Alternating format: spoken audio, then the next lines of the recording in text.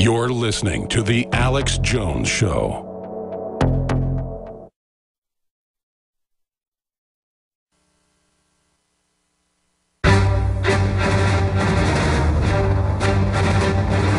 Big Brother, mainstream media, government cover-ups. You want answers? Well, so does he. He's Alex Jones on the GCN Radio Network.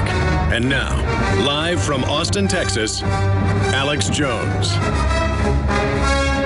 Welcome to the Alex Jones Show. I'm David Knight, your host today on this Thursday, December 4th, 2014.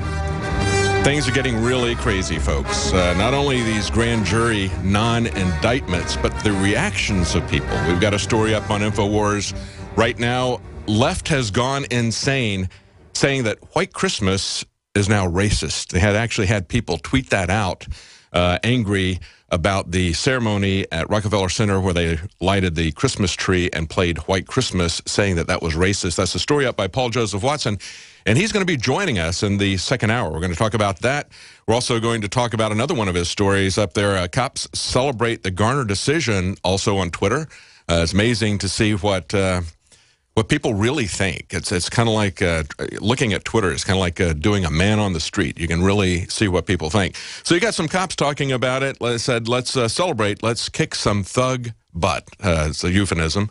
That's not exactly what he said.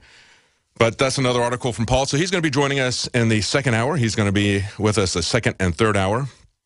Also joining us in the second hour is going to be Lionel, the talk show host. He's based out of New York, so interested to see what he's seen there as an eyewitness. And, of course, he's a former prosecutor and defense attorney.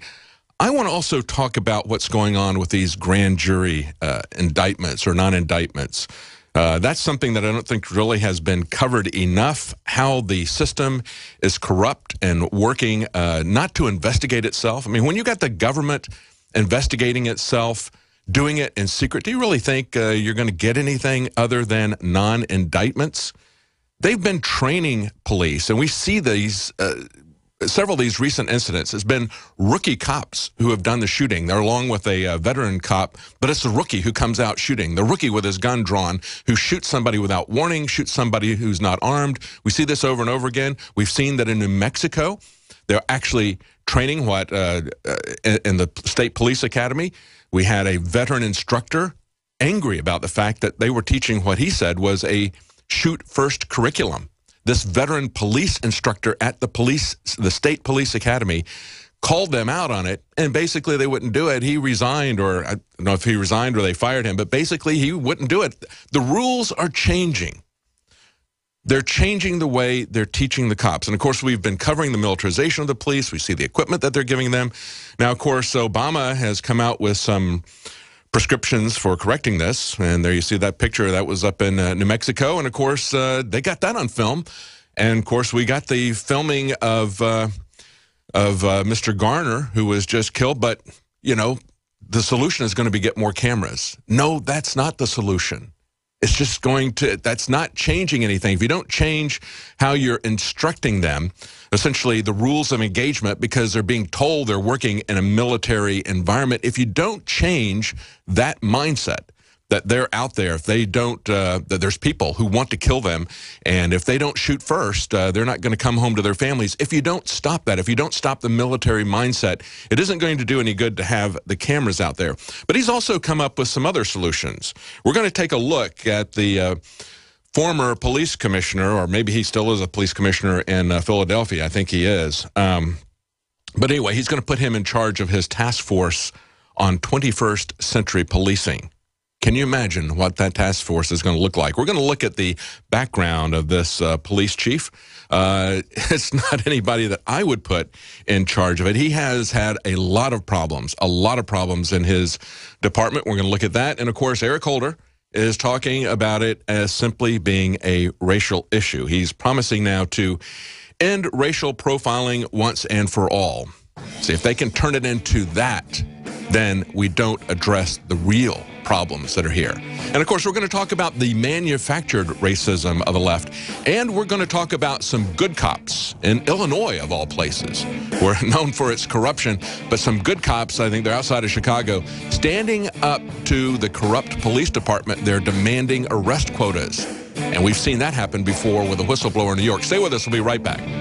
At Rockefeller Center, of course, in the wake of the non-indictment of the officer who murdered Eric Garner. And I say murdered, it is definitely a homicide. I'm not the one saying that by myself. Of course, that was the coroner said that, but the grand jury did not return an indictment. So we're going to look at that. We're going to look at people's reaction.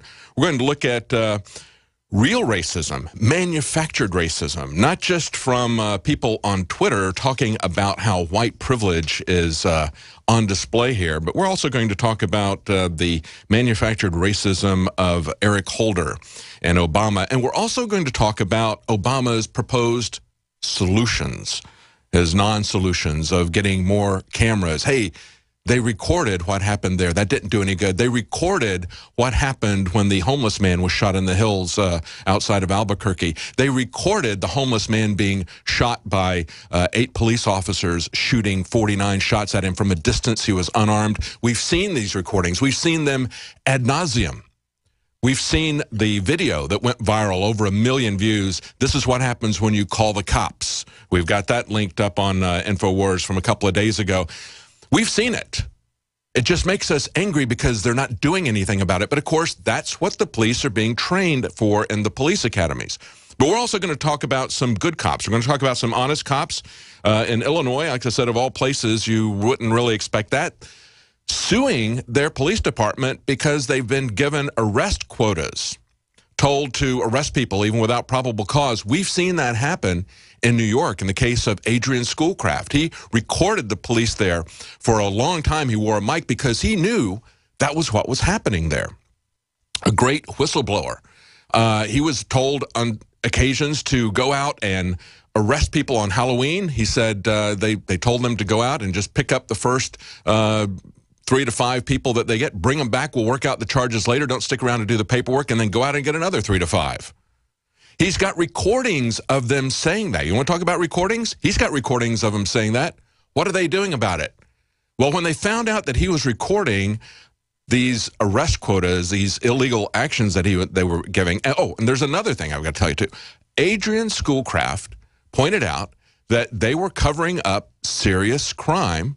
Meanwhile, going after people really hard on small, minor variations, things like we just saw with the Eric Garner case.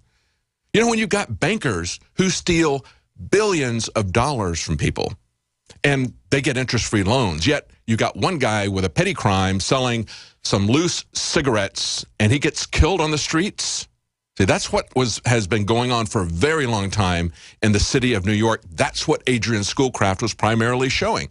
He was showing that when people would report a rape or a car theft, they didn't want those serious crime statistics to show up. They wanted to show that crime was going down. You know, Giuliani bragged about that, you know, how he was getting serious crime down. Well, the way they did it was they would show up and they would say, your car really wasn't stolen. Don't you remember that you had a cousin who you loaned it to? Because if you file this as a car theft, you're going to be tied up. You're going to lose a lot of work. You got a lot of paperwork to do. They would tell that to rape victims. They would say, you're going to have to go to court. You're going to have to relive all of this stuff. Your reputation is going to be publicly ruined.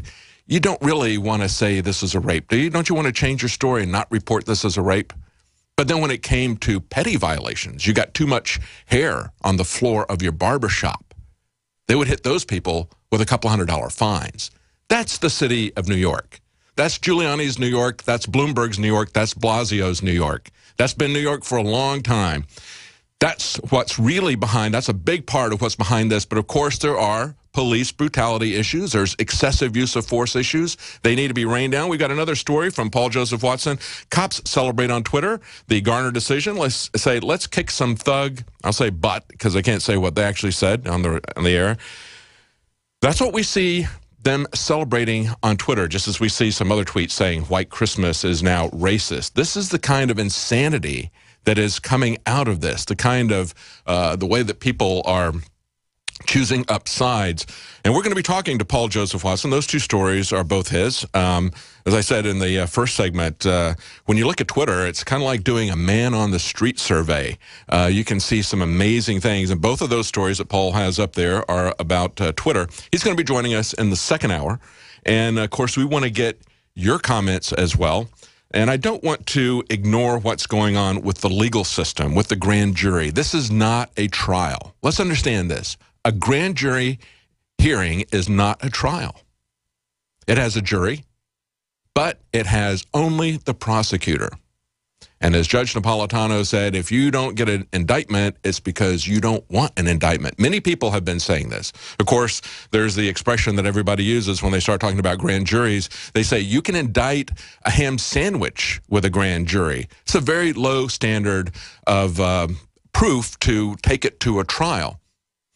And, of course, it's only being controlled by the prosecutor. So if the prosecutor controls what the jury sees, and it's not an adversarial situation, that's the key thing.